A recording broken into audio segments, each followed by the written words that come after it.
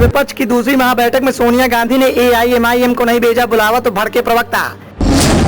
AIMIM के प्रवक्ता का हमला, भारतीय जनता पार्टी के समर्थकों को बुलाकर उनके जरिए चुनाव जीतना चाह रहा है विपक्ष।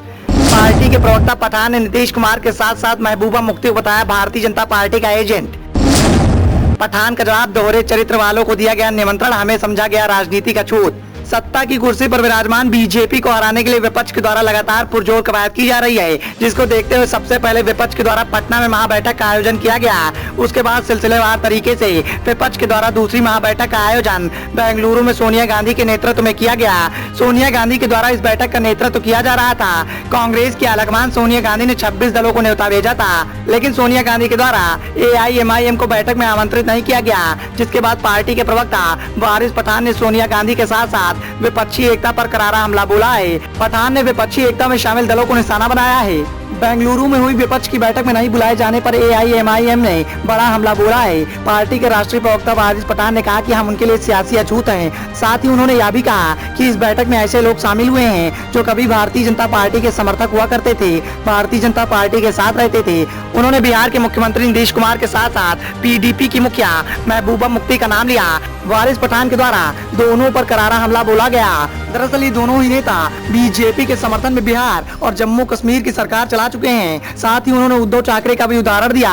वारिस पठान ने कहा कि उन्होंने हमें नहीं बुलाया, हम उनके लिए राजनीतिक अछूत हैं। ऐसे नेता जो कभी बीजेपी के साथ थे, जिनमें नीतीश कुमार, उद्धव ठाकरे, महबूबा मुफ्ती शामिल थे।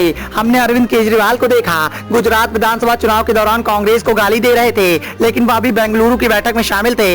एआईएमआईएम के प्रवक्ता ने कहा कि एआईएमआईएम 2024 में बीजेपी को हराने के लिए प्रयास कर रही है, लेकिन विपक्षी दलों के द्वारा असदुद्दीन ओवैसी और हमारी पार्टी को नजरअंदाज किया जा रहा है। हमें बिल्कुल भी समर्थन नहीं दिया जा रहा है, तो वहीं ऐसे दलों को समर्थन दिया जा रहा है जो कि कभी भारतीय जनता पार्टी के पक्के समर्थक हुआ करते थे। सिर्फ इतना ही नहीं, विपक्षी दलों को निशाने पर रखते हुए पठान ने कहा कि विपक्षी दलों के द्वारा सत्ता की कुर्सी पर विराजमान बीजेपी को हराने की कवायद तो की जा रही है, लेकिन ये कोशिश असफल होती दिखाई दे रही है, क्योंकि विपक्षी एकता के द्वारा जिन दलों को साथ लाकर भारतीय जनता पार्टी को हराने की कोशिश की जा रही है, वो भारतीय जनता पार्टी के पक्के समर्थक हैं, जिनमें सबसे पहला नाम बिहार के मुख्यमंत्री नीतीश कुमार का है। नीतीश कुमार बीजेपी के लिए हमेशा रामबाण साबित हुए हैं और नीतीश कुमार की छवि पलटू राम की बताई जाती है।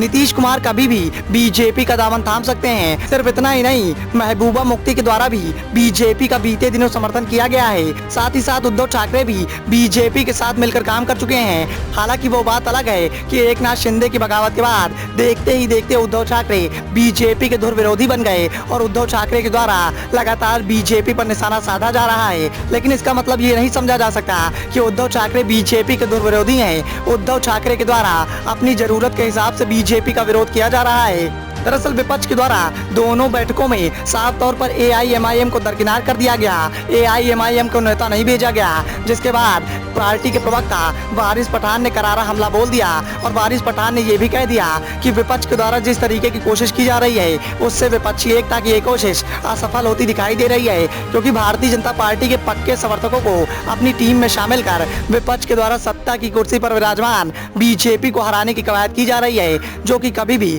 ध्वस्त हो सकती है। Bureau report, the noise of India.